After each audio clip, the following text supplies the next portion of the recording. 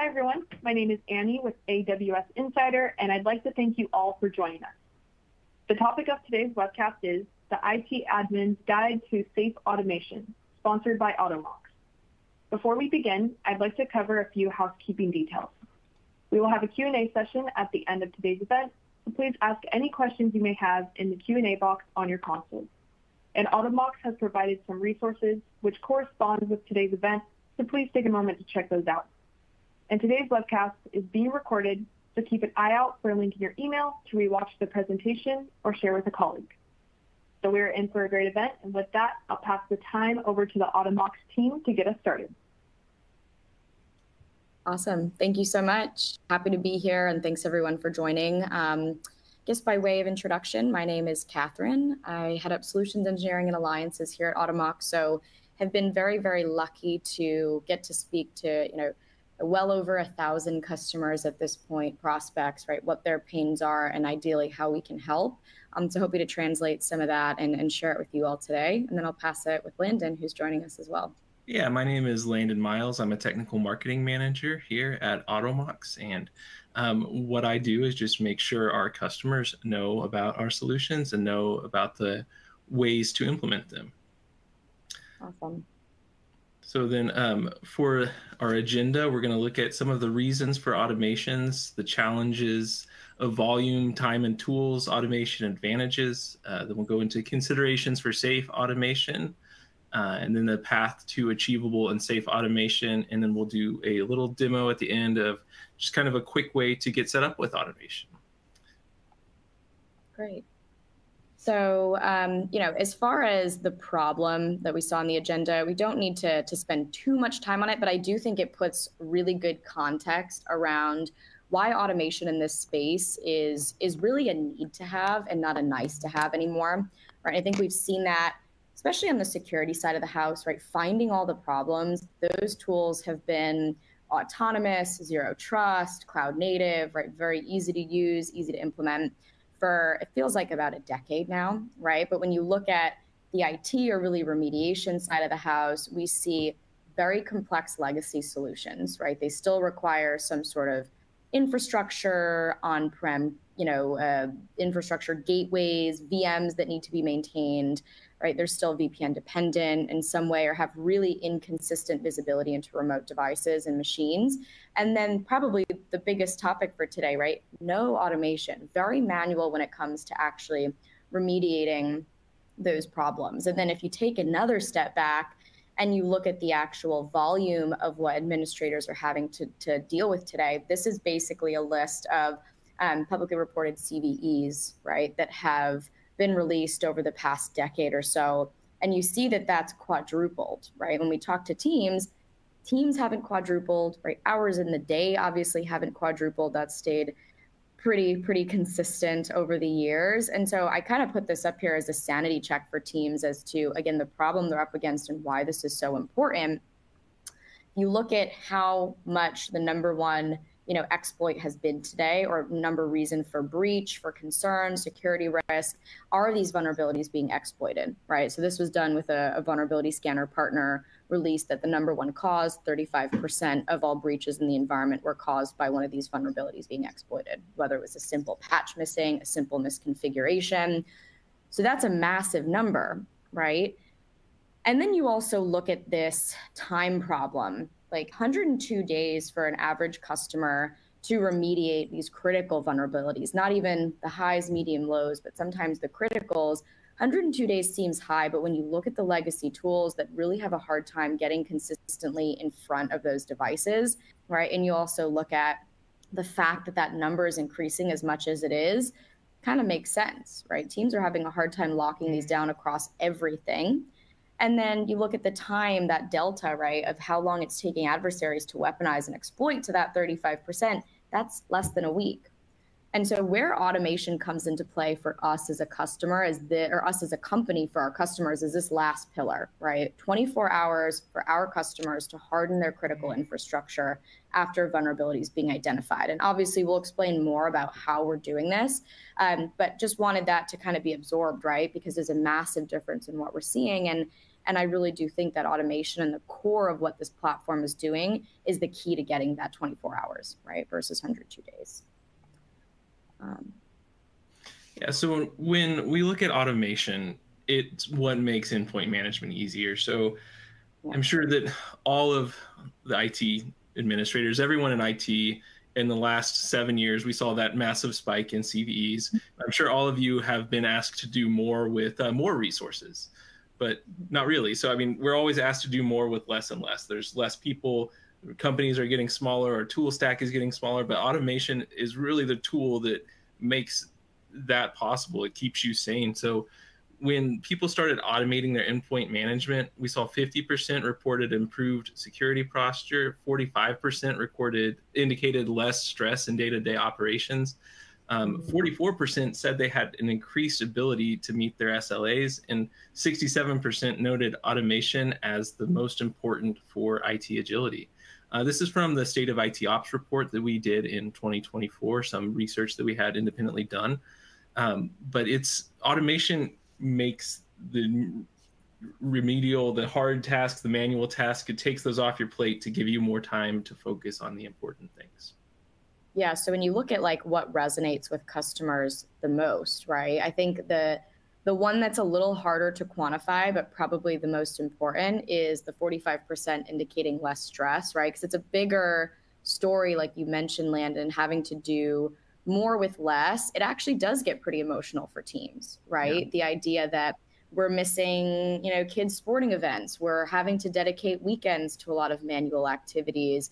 We're on vacation and something happens and it's complete stop, manual reporting, right? Manual action to feel comfortable or safe again. And so I think there's definitely an air of automation that's just critical to retaining, right, the talent that we have today and keeping them able to do everything that's on their plate.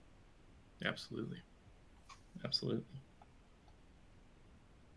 Cool.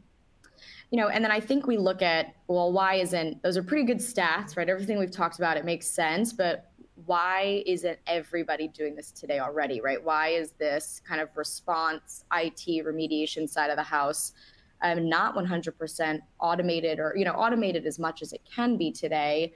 And we see a very large amount, over half of folks citing concerns to automation, right, being a barrier and actually implementing it. So I think a lot of that comes from, implementing third-party patches and ransomware risks, right? We're deploying something in mass in our environment when it comes to that remediation. How do we know it's safe? Access creep, unsigned PowerShell risks when there's, something that's not just a patch, but we're trying to automate those config changes we talk about. And then I think just general lack of control is hard for teams when they've had such manual control for so long, right? So a lot of times that automation comes with the stigma of lack of control or lack of visibility pre and post automation. So hopefully we can break some of those too, show you all how we can implement automation safely, right, to the point of this webinar, confidently. And I think that balance that we're all trying to strike is automate the things that you don't want to do anyway, the things you don't have to do anyway, but not necessarily absolutely everything. So next we want to talk a little bit about how to safely automate. So, and this is just kind of a guide to automation in general. It's about how to think about the problem and how to do that safely. So one of the things that you have to have is an infrastructure. You have to have a way to deploy this automation. A lot of times code creep and can really get in the way. So with having a centralized place where you deploy all of your automations from is critically important. And also having an activity log. What ran when? Did it work? Did it not work? Being able to look quickly at an activity log and see how well the automation is working is very important to automation, as is rate limiting. If an attacker gets in and changes an automation and says, hey, send this thousands of times per second, like, it's important to have a rate limit saying, no, like, we're not going to do that. Or if you, I've done it before, if you write a for loop that maybe goes on a little bit too long, having that rate limit can definitely be a helpful tool also to stop it too. Scanning third-party patches. So at Automox, we have a tool that we use called Patch Safe that scans all of the third-party packages that come in for any known malware. This is especially helpful with a lot of the supply chain attacks even that have been coming in the last couple of years, with Python a few years back, and even with the XZ utils supply chain attack in the last couple months. Being able to scan those third-party patches and say yes or no if it can go through or not is critically important. Breached password detection and single sign-on and multi-factor authentication. I think we all know the importance of those, making sure that people getting into the automation tools, people getting into your environment, making sure that that is controlled, as well as access controls, and then certificates and standards. So making sure that you're patching and automating safely is critical to automating optimally. So, and then let's see, so automation in 3 steps. So people, processes, and product. So we'll go into each one of these. Yep. I think just as an overview, right, it's helpful why we break this down into automation, right? How do we take these bite-sized pieces of, stepping into an entire organization? I think the 3 pillars that are helpful to always think about, and a lot of organizations do this, but people, process, product, right? Again, like I said, I really love as far as if you are super excited about organization like I am, or just ways to start to process your thoughts and bucket it. Automation falls into these 3, and you might not think about it, but there is important categorization, right, between the people in your organization. How do we get advocacy from them, right? How do we involve them, whether it's you, your team, your executives, your board, your peers, right, just your end users, to the actual process itself, right, of not only implementing, but maintaining and kind of scaling automation will go through. And then product, for me, sort of should and can tie together the people and the process, right? If you're using the right product, that's exactly what it can start to do. Of how do we start to execute the process through the product? How do we start to use a product to also unify people, teams, anything like that? So like I said, just wanted to highlight, make sure this was a strong takeaway for everyone: people, process, product, and how we can kind of get automation implemented safely with those 3 buckets. Yeah, absolutely. So people that's easily the most important part of automation, because without people, there would be no business. And you have to work with the employees of your company to get team buy-in, I mean, at the beginning of your automation journey, when you start automating things, if something goes wrong, a lot of times the other people, like the rest of your company, will be like, oh, well, it's that automation that IT put in. But really kind of working with the rest of your company or other departments to find out which problems that they face quite frequently and which problems that you could work to automate for them really helps with that buy-in, as well as defining the process owners and figuring out who is over these processes, who's over these automations. Not everybody can make an automation, or this is the process of requesting an automation, or this is the process of how we go and talk to people about what they would like automated. Securing executive sponsors, make sure you have buy-in from the top down on automating. A lot of times automation can be seen as something that steals people's jobs, but it's not. It's something that helps you focus on what you do best. It's something that helps you get rid of a lot of those manual tasks. No one wants to take a flash drive around and plug it into a computer, run a script, and do that several hundred times. So making sure that everybody kind of understands a little bit of what's going on is really important. Is there anything you want to add on that one, Catherine? Yeah, I think what's cool about this, right, and we start to think about what I'm seeing a lot of IT and security executives start to do is understand the business impact that they have, right, as a whole, and start to step outside of just a technology role, but a broader, like I said, business implication. And sort of what I mean by that is, for automation specifically, when we talk about how this can get to the bottom line of, total cost of ownership saving, right? With the team buy-in, you're talking about risk reduction, the actual metrics that automation starts to affect for the business as a whole, right? Risk starts to look into risk appetite conversations with your board or with your executive team, and helping them understand how, hey, if we implement this automation safely as a business, you're starting to have to accept less risk. It looks better for financials, right? It starts to look better for security, as well as, our CISO always says this, as an executive or as a member, if you can say, I'm also saving you X dollars time, allowing the team, right, and these people to spend time on what's important. I mean, you kind of look like a hero, right? But it also shows the full process that those people are going through, and they think about, the journey of implementing some sort of strategy. I think it helps get that, buy-in from people more concretely, helps you sort of understand other teams that have had a stronger business foothold as well and get their buy-in. And all of that helps you brag for future support, right? So I really like when we're looking at this people column to start thinking of automation and really any strategy you start to implement in the future, but specific to automation because it has such good concrete metrics, right? How it can advocate for the business as a whole in IT and security and start to look at those. Yeah, and really that bragging for future support. As IT professionals, a lot of times we don't like to kind of toot our own horn, but that's critical in this one. It's like, hey, like look how much time we're saving people, look how much money we're saving the company.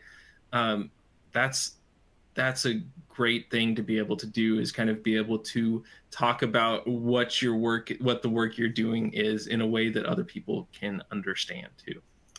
Yeah, and to your point, right, these teams, I think, especially in IT and security, it not only is it hard to brag for future support, but sometimes it's hard for us to understand like the path for our career and growth. Yeah. And I think thinking of this strategy and automation implementation, it's been really exciting to see how, when these teams start to get the buy-in, secure executive sponsorship, start having the more quantifiable conversations around cost, around risk reduction, risk appetite.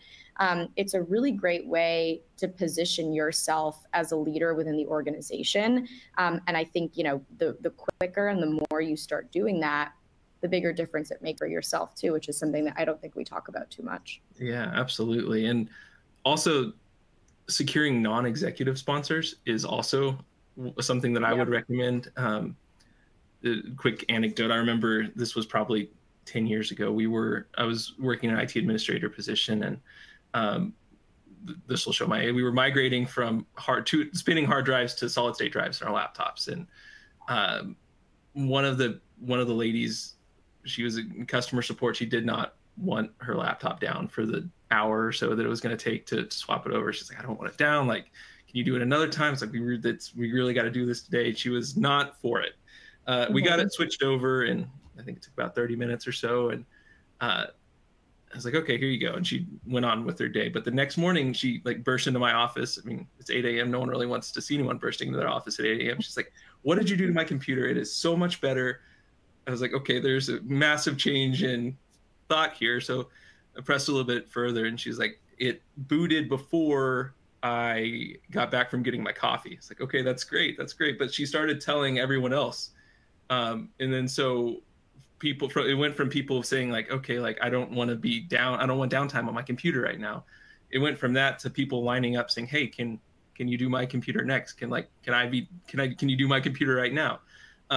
So just kind of securing. Very different tone. Yeah. Securing the non-executive sponsors is great too. Just kind of finding someone that has influence in the organization saying, hey, they did this for me and it's great. They made this automation for me. It saved me so much time. See what they can do for you. Yeah, great point. And then processes. So we're going to talk about this a little bit. So to automate, you have to think a little bit differently about the problem. So to automate, you have to think like a computer, which is not that hard not as hard as it sounds. So as humans, we kind of live in the world of maybe. It's a gray area. But the great thing about computers is it's black and white. It's binary. You have 0, you have 1. There's no room for maybe when you're automating things. So kind of the process that we like it is to write it out. So keep a notebook, jot down some of the problems you see, identify the steps and parameters to solve those problems, and work out a logical flow. So Boolean logic, again, 2 states exist for computers, 0 and 1, yes or no. So is it this time? Yes. Okay, run this command. Is it this date? No. All right, so we're not going to do anything. So just kind of really understanding the basics of that is great for building these automation practices. And we'll go through some of them in a minute too, and kind of show how we approach that. But kind of the solution, the example I always like to use is I have a dog, and I frequently forget to buy dog food until we're out of dog food.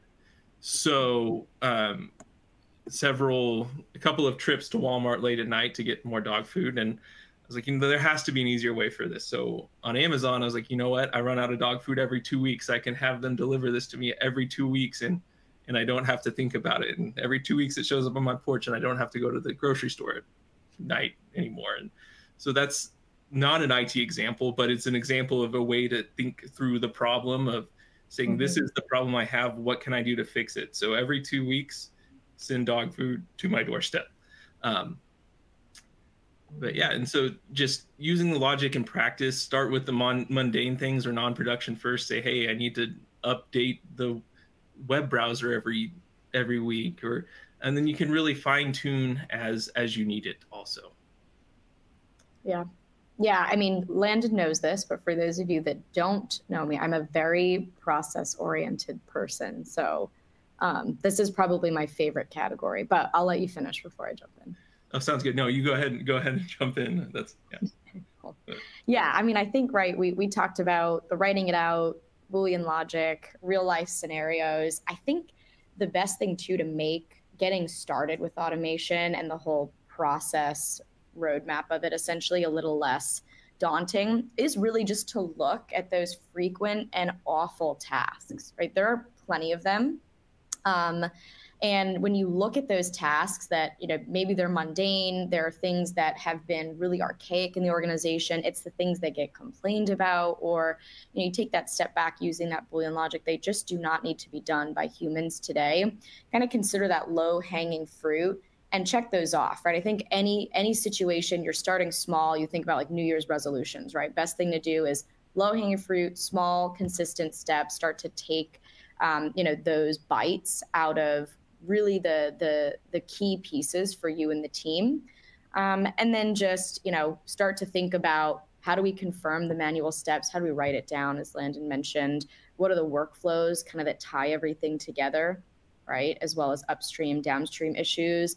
And I think with the process in general, not only are we trying to identify the basic mundane things, but also start to set goals against that, right? So earlier we kind of talked about SLAs and that stat being one of the things that teams just cannot get a handle on without automation itself. So what I really like about this process piece is leverage automation to start to create goals for yourself, SLAs, whether that is something as simple as, I need my criticals to be patched in 30 days. No longer is it going to be this, all over the place. We get it done as quick as we can. Heck, make it a week or a day if you can, right? If you're implementing automation. But once you start to actually set those goals and SLAs, it goes back to that people category too, right? And advocating for yourself, you've then used the process of automation to start to create metrics of, things like, look, this is where we were before, never hitting our SLAs. Now we've put in a process, we've hit a goal that we set, and, it looks pretty good. So yeah, favorite pillar by far. It's a good one. And then product. So knowing your tech stack, knowing where to invest is critically important for automation. I mean, so just making your tools work together. So as IT professionals, we have a lot of tools, and a lot of times they don't work together, or they don't talk to each other. And so taking the time to make sure that the tools you're using talk to each other, the tools you're using work for you is important. So take a step back, look at what you're using, say, this is where I need help. This tool, we don't really use that anymore. We don't need that. Leveraging SaaS solutions like Automox. Don't forget plug and play automations. Those are great too. I mean, we'll go through some of those in a minute. Put automated integrations to good use. I mean, just being able to say, hey, these are some things that are here that we can automate. These are some things that would take me all day to go and fix. And then demonstrating the results with the right reporting. So again, that activity log of just saying, hey, this automation ran on these endpoints. On these 3, it didn't run. So let's go figure out what's going on with that.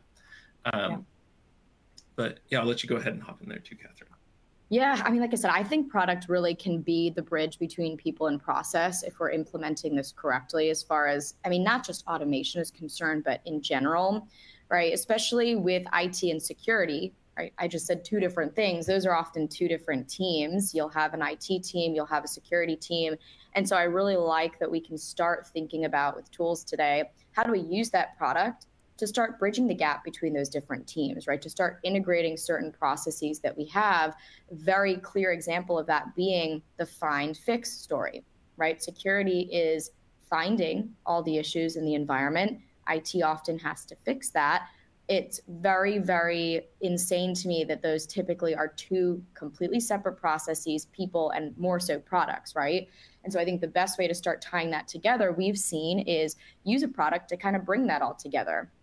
Right? It's a good example for us is that story of whatever tool you're using to find your problems, pull that into Automox, your fixed solution. So you're kind of avoiding all of those Excel spreadsheets, meetings, right? Manual work of, well, here's your list of 100,000 issues and do with it what you will. Start using the products to start, leveraging automation to prioritize, to execute, to tie together. And you'll start to see those results expanding, as well as the product ends up bringing those teams together. It ends up bringing those processes together.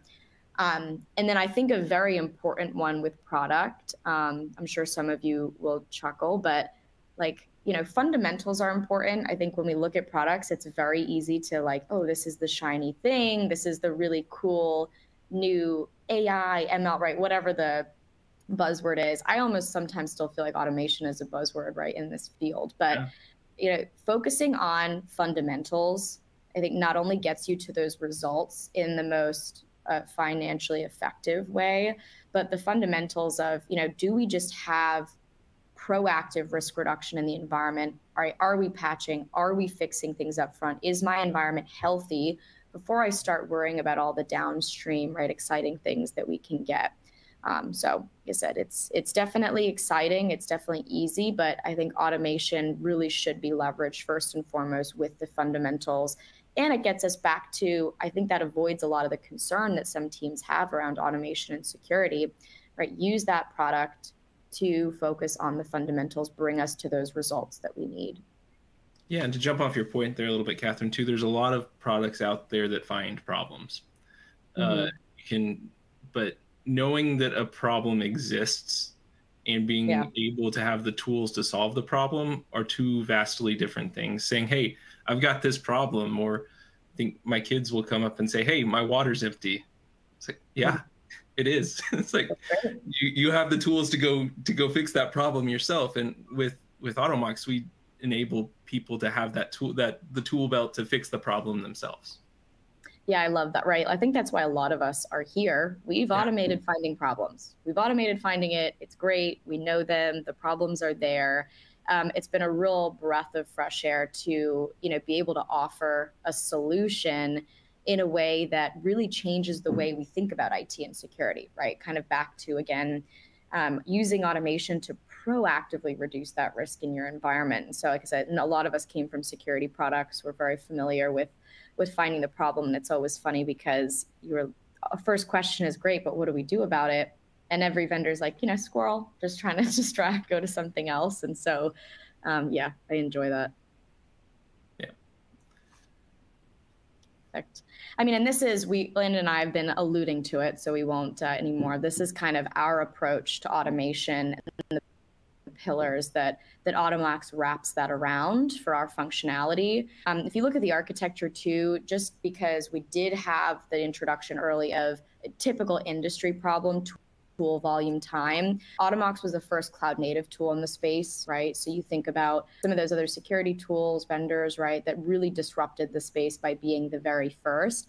That's what we were built to do on the remediation and endpoint hardening side of the house. And, we'll kind of talk about the implications and results for people, but really that idea of zero to deployed, to automating, to full visibility, right? No hassle, no middlemen has been the real key there. And the first tool to do that cross-platform, across all OSs, and the largest list of third parties has been really impactful. So those pillars of automation that we are focusing on that you've heard us kind of allude to throughout today's conversation, Patching, I think, we talk about fundamentals, we talk about the things people don't want to do. That's probably number one on everybody's list, and I think what a lot of people know us for today. So like I said, there's OSs, consolidating consistent patching and updates of your devices, but also, like I said, that largest list of third-party applications today is really important, because typically with any scanner or just any team, yeah, you start to look at hundreds of applications in the environment. That spread and that, just absolute spread of risk, it's hard to control, has been really important as far as automation and reducing risk goes. So being able to tell a tool, hey, if there's an OS patch, make sure it's done within 30 days max, right? I want it updated. If there's maybe a third-party patch, since those come out pretty sporadically, keep all my browsers up to date in X amount of time. Keep all my other security products up to date X amount of time. And to that very first example, hey, patch my criticals X amount of time automatically every 24 hours. So knowing that you have the ability to set and enforce, in this tool, something that becomes one of the biggest risks, right? We saw that 35%, something that is the biggest pain. You talk about the emotion. Using automation to patch has been really, really, exciting, seeing the difference that makes in someone's environment.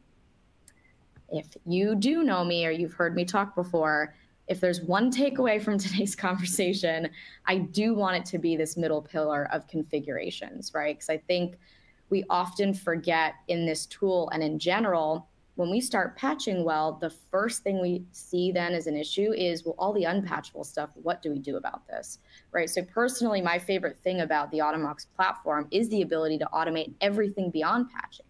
The configurations with, our term is worklets. It's essentially just scriptable automation, whether you have custom workflows that you want to implement, which we do with customers, or you want to take a look at what our engineering team is putting together, right? A 0-day came out. I need to remediate that. Maybe I want to start to map to certain hardening protocols or controls that are configuration changes on the device. Like, I don't want my end users to use USBs, or I need to uninstall something, not patch it, right? Flash is causing 10,000 vulnerabilities in the environment. Everything that goes beyond patching, right? The use cases are really, really incredible to start thinking about, and knowing that you have a tool that can set that baseline for you with a few clicks of a button. Again, imagine the time, imagine the risk and the cost saved. And then general control, right? I need my EDR tool automatically deployed on every device. I want Zoom on every device. I want to be able to remote in from a point in time standpoint. It's just really nice to have kind of wrapped into one platform. So like I said, I think the mantra is one place to go to automatically set that baseline for you. What makes me confident and comfortable and happy about my environment, right? That Automox will then go ahead and enforce for you. Yeah, definitely. And then, so that's all great, but how do we do it? So in this one, we're going to go in through a couple of demos, and we're going to show you a couple of things real quick. So let's see. I shall share my screen. Perfect. Maybe yeah, we're not just death by slides. We like to show. Yeah, we like to share things too. And if it, okay, there we go. There's the screen, and find the screen share button. Okay, here we go. So let's make sure that came through. All right, here we go. So Automox, this is the console. So say, all right, I just got all of my endpoints added to Automox. What do I do now? So if you scroll down here, one of the things, and this one is a good one since there was a Chrome 0-day, I guess, last Friday, we can click on this. This is these are some next steps for your company. We have these kind of pre-built policies that you can just click and drop in. And a lot of times through our research, it'll reduce your risk by up to 80%. So this first one we're going to do is keep browsers up to date. So we're just going to click add policy. So on this one, it will look at all your Mac, all your Linux, all your Windows endpoints, and anything that's Google Chrome, Firefox, Edge, Opera, any of those, it will patch it.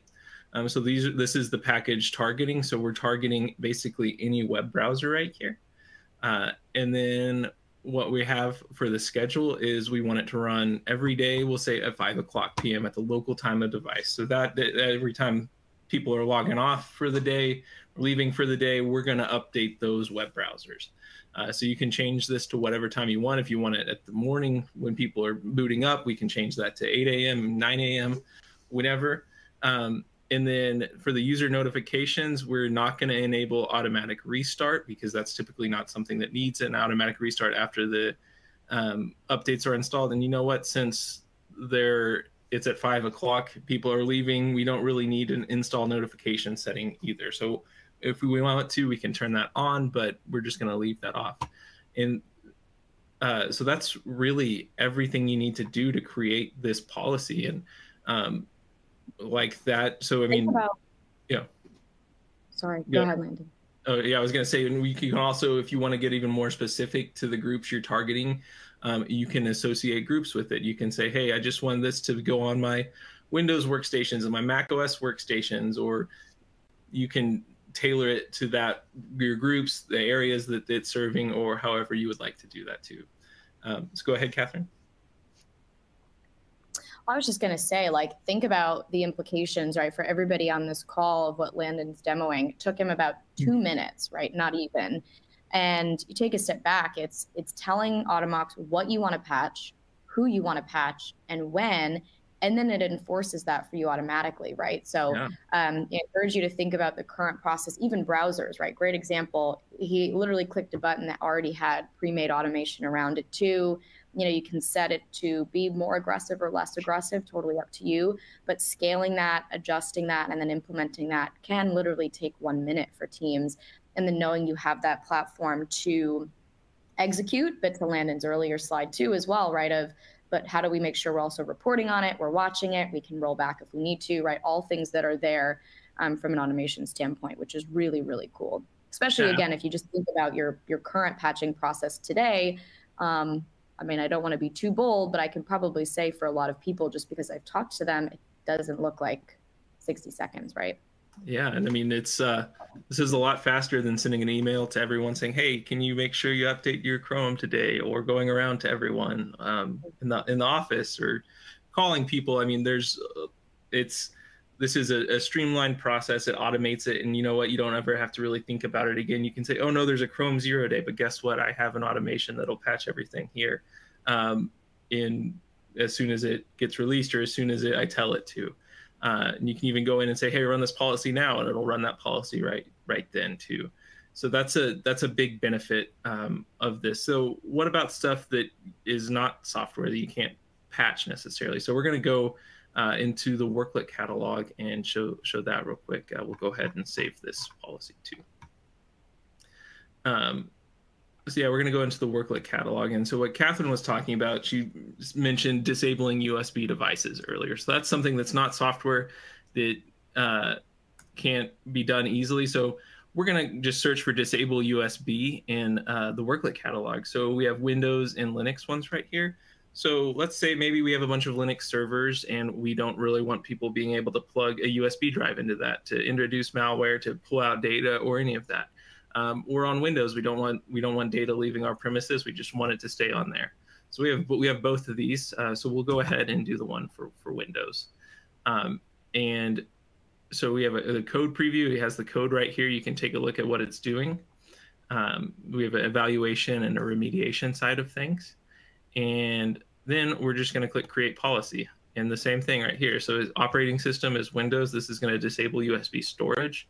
It'll keep things such as your mice and your keyboards working. And then we can set it to run as much as we want. I mean, so this is kind of a thing that you would run once, but if you want to make sure that is enforced at all times, you can say, hey, just run it every single day at 8 a.m. Or if you don't want to, if you just say, hey, I just want to run this once and not have to worry about it running again, you don't have to have a schedule. You can say create policy and it'll say, are you sure you want to do that? There's no schedule set. And you can say, I'll run the policy manually. I'll run this once.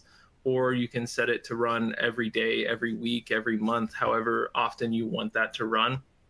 And then you just create the policy. And if it's scheduled, it's automated.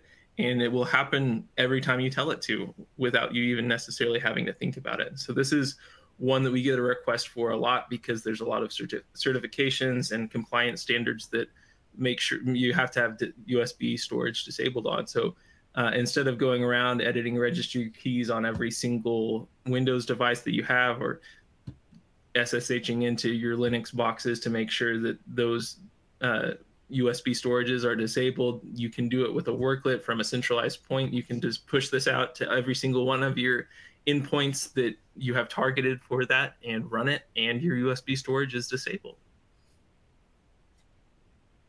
Absolutely. I kind of call this the process too, the Automox time to remediation, right? I know MTTR is something people look at a lot. So again, that baseline of all the risks you can reduce up front, and then those use cases as well of when there is, potentially an attack or, 0 day as it comes out, knowing that you have a tool that also kind of creates those remediations that you can then push out within minutes to your environment is really interesting to think about versus the current 0 day remediation process for a lot of organizations, right? To identify, to create, to try to deploy to all those devices effectively, to report on. And like I said, really where some of that scriptable automation becomes really, really important. So yeah, awesome demo.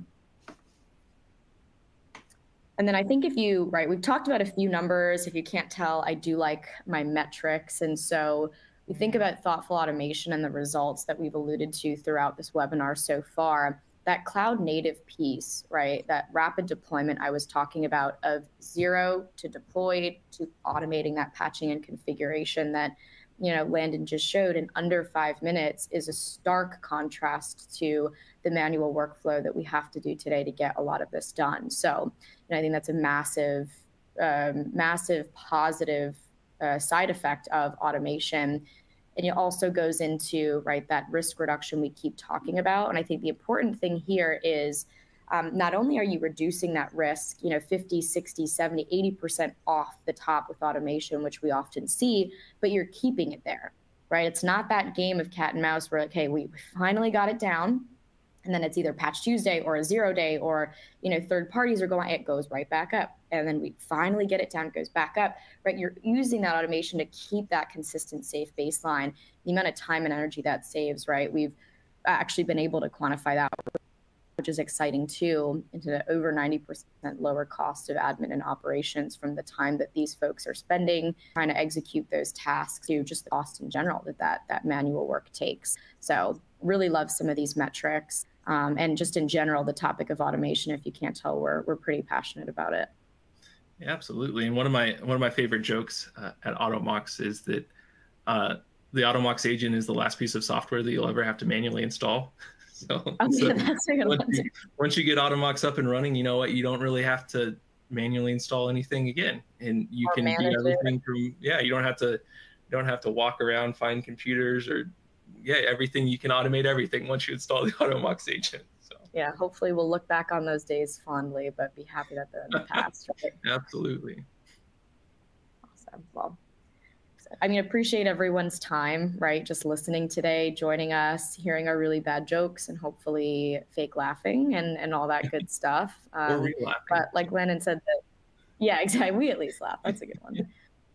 Proof is in the pudding, right? So we are very open about demoing, right? Trying this solution out. So definitely encourage you all to take a look. And most importantly, right, think about those metrics. How can we relay this tool and automation to your goals and your environment directly, right? I want you coming to our team saying, hey, here are my goals or here are my problems, so that we can come to you and say, perfect, here are 2 patch policies and 5 worklets that'll get that down, 80% off the bat. So definitely encourage everyone to do that. And like I said, appreciate you. Yeah, well, thanks everyone. And now we'll go into our question and answer time. So if you have any questions that maybe we haven't addressed, or something that you have a question on something that we addressed, feel free to drop them in that chat. And we've already got a couple. So let's see, we'll find. All right, it says this first one that we'll go through is, what are the most common challenges you see IT ops teams facing when implementing or considering automation? And how does Automox address this? Okay.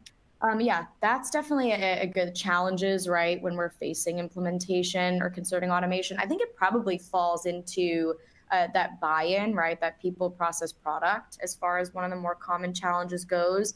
I think when somebody has been doing, or teams or companies have been doing something as long as they have, and typically like manual process is one of those longer paths for organizations, changing that up or proposing changing that up can often be scary. So I do like quantification, right? I think getting the buy-in from team members, like Landon said, bringing in just regular users to executives is really important.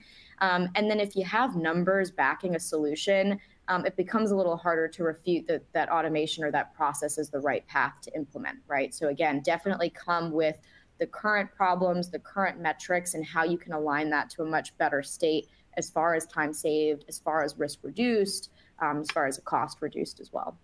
Yeah, and one of the most common challenges that I see our customers facing is just hey, where do I start? Like, yeah, I understand the benefits of automation, but where do I start? It's like I've got endpoints all over the country. I've got endpoints everywhere. Like I can't get to them. And Automox really enables an easy way to get started with automation, an easy way to automate too. Yeah, the other question that we get a lot with automation is it's like, oh, I don't have time to automate. It's like, I'll just do it manually. It's faster. I know what I'm doing. I'll just take care of it really quick. And the people that say that, it's like, well, you don't have time not to automate. Like just if you've ever gotten sick of installing Google Chrome for the 100th time or something, it's like, we can automate that. All right, let's see. And then it says, for securing automations, I'm early into this process within my organization. What would you recommend as the top 3 activities for making sure that that my automations are secure? Yeah, so I don't know about, well, we'll just go off. I'm not sure if it's going to be 3, but just making sure PowerShell signing with Automox supports PowerShell signing now. So making sure that you have your endpoints locked down to only run the automations and scripts that you want to would be kind of my number one thing is you have to enable PowerShell, you have to enable Bash, but making sure that you're saying, hey, no, it's only one runs the ones that I'm telling it to is one of probably mine. But sorry, I interrupted you there, Catherine. What were you going to say? No, like I said, this is an interesting one. As the top 3 is what was kind of sticking out with me. Yeah. So I think as far as securing automations too, I mean, it all goes back to you're using a tool, right? A vendor for your automation, most likely. So all of that third-party controls, right? Audits that you're doing with your teams, making sure that your internal or your tools, right? Supply chain wise, they're doing their proper certifications, right? Proper audits, red team, purple team, blue team, right? That tool is securing its environment. And then in general, I think just probably for a third is always that 2-factor, right? 1-2 punch as far as, yeah, you have automation, but do you have the ability to roll back easily, right? Do you have the ability to go back to a state that you're comfortable with easily so that you don't have, certain concerns around the impact that it can have in your environment? That's a really good point. Let's see, it looks like the last question we have here, unless more come in a little bit, is when I'm leveraging technical integrations and automating the process, such as Rapid7 or AVR, are there any specific security practices that I should look for or implement in keeping my endpoints secure?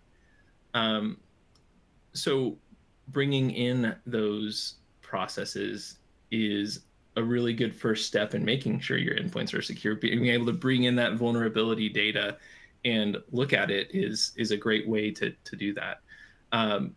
And just saying, having all the information in one place. I mean, so previously, Catherine talked about kind of the security and IT ops being 2 separate entities in a lot of places, but being able to have easily shared data back and forth and then act on that and solve that problem is a really good way to start keeping your endpoint secure. Yeah, absolutely. I mean, look, I think the fact that question is even getting asked is a good thing as far as means you're leveraging those technical integrations for already, automation as far as people, process, product goes. So again, I think as far as security practices go, everything we've talked about is pretty spot on, you landed. All right.